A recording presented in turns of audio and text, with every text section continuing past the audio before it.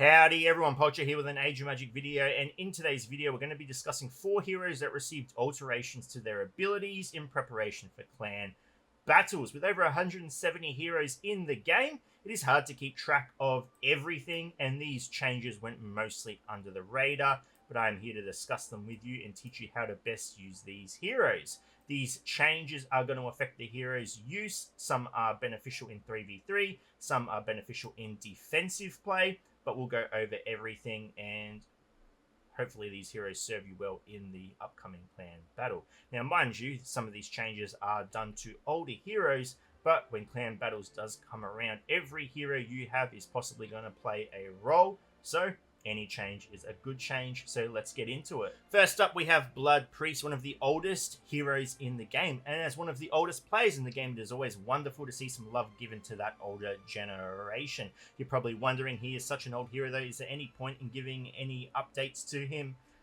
Yes and no. As clan battles comes around, you are going to be making use of mostly your entire roster, so if he is a hero you have, then there is going to be some use for him at some point. And I can tell you right now, if he had the abilities he has now, back in the old day when he was released, he would be one of the strongest heroes in the game for a long time. So let's get into it. Starting off with his basic attack, now using this against a target is going to remove all buffs from that target in clan battles. Nice and simple, very effective though. To remove all buffs is always beneficial and can help you get through some very, very tough defensive abilities placed on a hero through buffs given.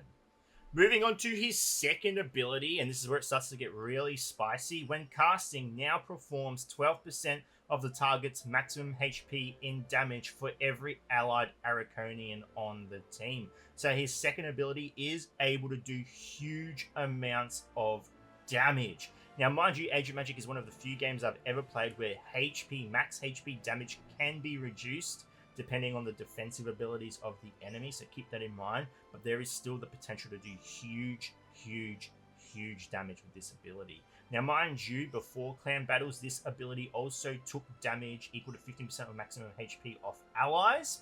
In clan battles, however, that will no longer be the case. Allied Araconians do not lose HP when using this ability. Though not the strongest faction in the game, by far these changes to Blood Priest have definitely improved the strength of the Arakan Undead. Their survivability is improved significantly, and their damage output is improved significantly as well. Mix this with abilities like Blood Mage, who can prevent healing, and Blood Emperor, who can selectively target an enemy and allow all Arakan Undead on the team to attack that target. There is the potential to eliminate single units very, very quickly and gain the upper hand.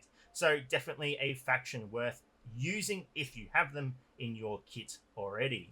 The next hero to receive a change is Swamp Killer, giving her a lot more accuracy to her abilities and allowing her to almost create a brand new squad to use in clan battles.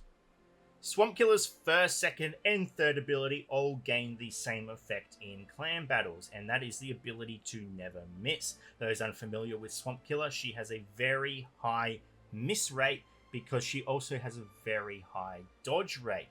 This is nullified when you pair her with the Danaea leader, the Barbarian leader, where she can no longer miss, but she can also never dodge either. However, the way they have designed her in clan battles, you are not typically going to be using her in a Barbarian squad, and that is because of her passive. Her passive gives her the ability to give all rogues a buff, a permanent buff at the start of the battle, increasing their damage by 100% and increasing physical and magic dodge chance by 50%. So not just a stagnant 50%, their dodge chance is increasing by 50%. So if they have a 20% dodge chance, it is now 70%.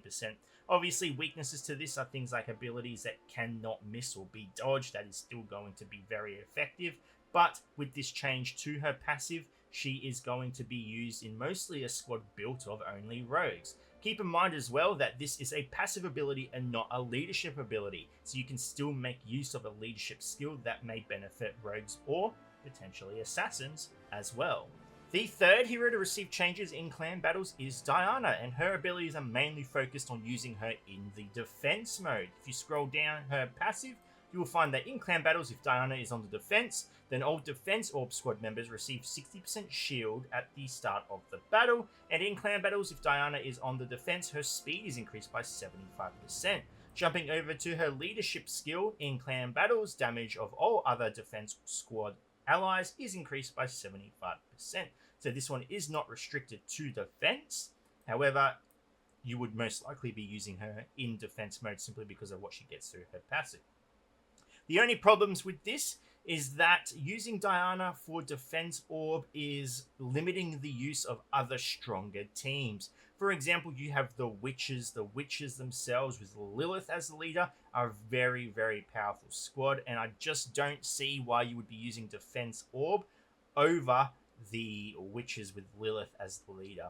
In saying that, there is the potential for it to happen if you maybe use Lilith as a 3v3 hero and then use Diana as a 3v3 hero, giving you the ability to split these characters up into their own separate teams. It would require testing, but the potential is there to create one very strong offensive squad and one very strong defensive squad. The final hero to receive adjustments to their skills to give them strength in clan battles is Elios. However, unlike the other heroes, his power comes from newly added awakenings to his skill set. So focusing only on the abilities that benefit him in clan battles, as that's what the video is about, we'll start with his second ability. His second ability in clan battles, ability cooldown of light enemies, is also increased. This is added to the dot point in his skill, has a 50% chance per every allied Archon, Crimson Order member, and Keeper of a Rat to increase all Dark Heroes' ability cooldown by 1 turn. So this now affects every hero, light and dark. Also, in clan battles, if Elios is in the defense squad and has no more than 2 other allies, the ability is activated out of turn at the start of combat. So this is benefiting him in defense mode, but also in a 3v3 squad. So there is now potential to use him as a 3v3, which is a very difficult decision to make because there is a lot of strength that comes from him in a 6v6 squad as well. Finally, Elios gains some power in clan battles through the awakening of his leadership skill. In clan battles, attack allies take 50% less critical damage and defense allies take 90%. So they are giving him strength in both offense and defense. However, they're really pushing you to use him as a defensive hero. Mix that with his leadership ability. You got to remember as well, any allied Archon, Crimson Order member, or Keeper of a Rat who has taken a critical hit regains 20% of their maximum HP. So when you are reducing critical damage by 90%, but you are healing for 20% of your maximum hit points off of critical damage, I do believe you are going to be healing for more than the damage received. So he is going to be very effective against squads that do utilize a lot of critical damage. It's going to be very interesting to see how people use this hero. In saying that, also consider there are so many established 5v5 squad in the game already. The Crimson Order, the Archon / the Keepers of a Rat are in a really good spot to be divided into a lot of 3v3 teams and some really strong 6v6 teams. A lot of the heroes are universal.